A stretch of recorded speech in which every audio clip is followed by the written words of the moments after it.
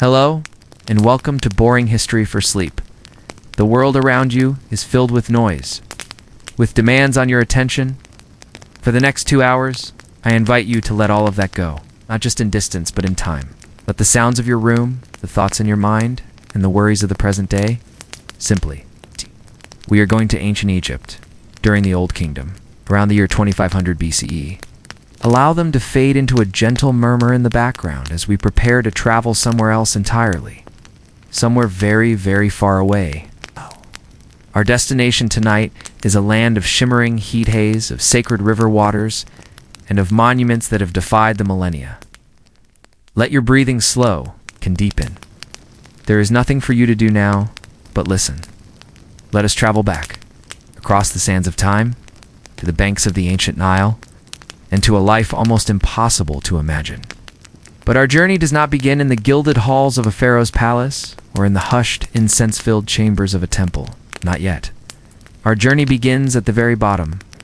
On the sun-scorched earth, the grit of sand between our teeth and the ache of labor in our bones, we are going to feel the immense, crushing weight of building eternity. So, find a comfortable position. Let your shoulders relax. The day does not begin with a sound. It begins with a change in the air. Subtle shift from the deep, profound cool of the desert night to something less forgiving. The thin wool blanket covering you offers little comfort against the ground's unforgiving nature. And to the low murmurs of thousands of other men stirring around you in the pre-dawn gloom, the air you breathe is thin and dry, carrying the faint, chalky scent of limestone dust ascent that clings to everything. To your hair, your skin, your rough-spun linen kilt. This is your life. This is the rhythm of your existence, dictated not by clocks, but by the sun. Every bone, every muscle, carries a dull, persistent ache from the day before. The tools are already there, simple and ancient. Copper chisels, which blunt easily against the stone. There is a foreman, his voice a low, steady chant, who marks the great rectangular outlines on the cliff face. He doesn't need to shout. Everyone knows their task. The rhythm of the work is ingrained in every man's soul. Into these holes, you hammer in the dry wooden wedges, and then comes the water. Bucket after bucket of precious water poured over the wedges. Hard, round pounders made of dolerite, a stone tougher than granite, and wooden wedges, which hold a secret power. Your job is to carve a deep channel around the marked block. You hold the chisel. Another man swings the heavy stone mallet. The shock of each blow travels up the chisel, into your hands, up your arms. It is a human river of effort, 1,000 individual points of pain and strain, all focused on a single task. The same sun, the same basic food, the same exhaustion. But your task is one of elevation. The block is dragged from the quarry to the banks of the Nile, where it will be loaded onto a great wooden barge for the journey to the other side.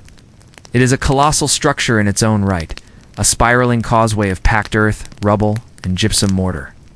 Snaking its way up the side of the growing pyramid, the shouts of thousands of men echo around you, but they are strangely muted, often snatched away by the constant desert wind. It creates a confusing soundscape, a scrape of sledges, the creak of wood, the sharp commands of overseers, all swirling together and then disappearing into the vast, indifferent sky.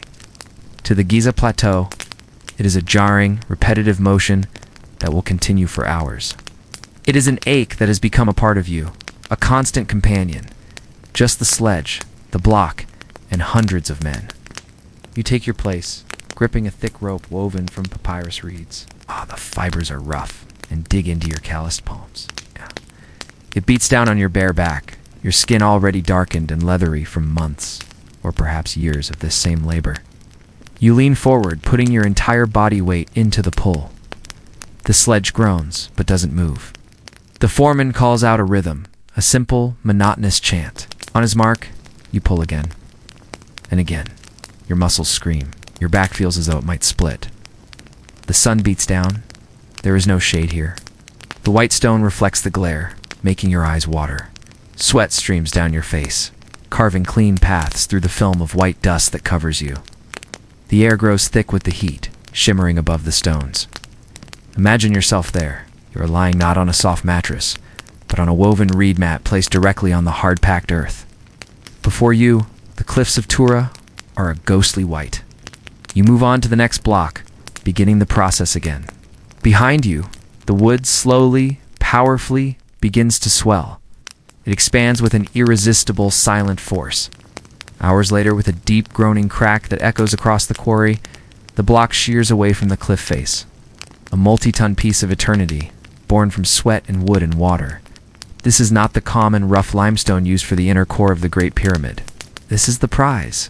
It's a fine, smooth, white limestone, almost like marble, destined to become the gleaming outer casing, a brilliant white beacon visible for miles. You rise not to the sound of an alarm, but to this subtle shift in temperature. You are camped near the great quarries of Tura, on the eastern bank of the Nile. It is tepid, already tasting of the day's coming heat. Breakfast is a simple affair. A coarse, flat loaf of barley bread, hard and dense. Perhaps a handful of dried dates, or a small bowl of the lentil mash that will also be your lunch and your dinner. It is not a meal for pleasure. It is fuel. It is what is required to move a mountain. Take a sip of water from a clay jar. As the sun's first true rays spill over the horizon, they illuminate the landscape with a sudden, stark clarity. And it is your job to tear it from the earth. You walk with your gang of men towards the quarry face. The work begins. Imagine the sound, constant, unending. Chink, chink, chink of copper chisels on stone. The sun, which was a welcome warmth just a short while ago, now becomes a merciless adversary. To free the block, you and the others chisel small holes along its base, and then you wait. But its journey has only just begun, and so has yours. Now, the block must be moved. It is levered onto a large wooden sledge. There are no wheels. At the foreman's signal, a unified grunt of exertion rises from the men. Slowly, agonizingly, the sledge begins to move, scraping across the rocky ground. Let's imagine you are not a quarryman, but one of the men on the plateau itself. Your day is much the same. You stand at the base of the great construction ramp. Your task is to haul the blocks up this ramp. Another rope, another gang of men, another back-breaking pull. Only this time, it is not on flat ground. It is uphill. Every step is a battle against gravity. Fresh gangs of men may arrive, but the blocks are relentless. They are the true masters here. The sun crosses its zenith and begins its slow descent, but its heat remains trapped by the sand and stone, radiating upwards. Your feet, wrapped in simple reed sandals, or perhaps even bare, struggle for purchase on the dusty, uneven surface. You huddle by a small fire made of dried animal dung, the flames dancing and casting long shadows. You carefully shake out your blanket before lying down, a nightly ritual to dislodge any scorpions that may have sought refuge from the cool air. And in the distance you hear it, the high, lonely cry of a jackal howling at the moon.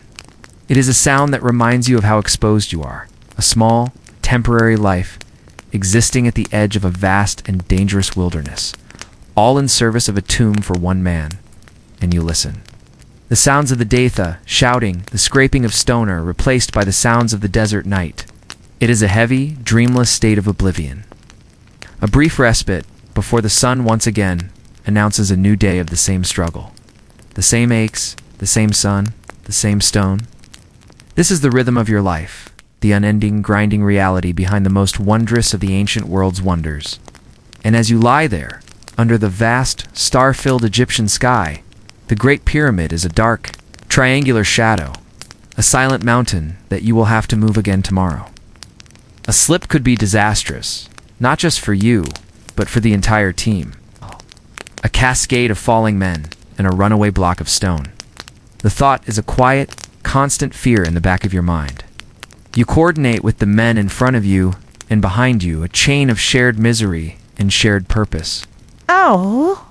You do not speak of ambition, or of the gods, or of the pharaoh's eternal life.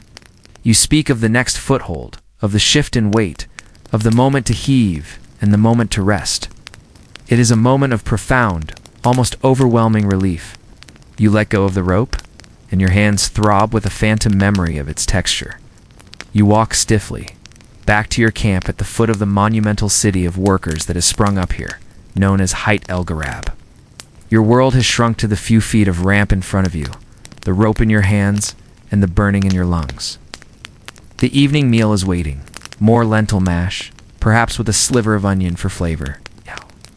You eat in silence, too tired for conversation. Your body craves rest, but even now, the day is not truly over. As the day wears on, the work never ceases. Finally, as the sky turns from a harsh blue to a soft, dusky orange, the call comes to end the day's labor. Your shelter is a simple structure of mud brick and reeds. Night falls quickly in the desert. The oppressive heat gives way to a surprising chill. It is in this quiet that new anxieties emerge. You close your eyes, but sleep is not a gentle drift.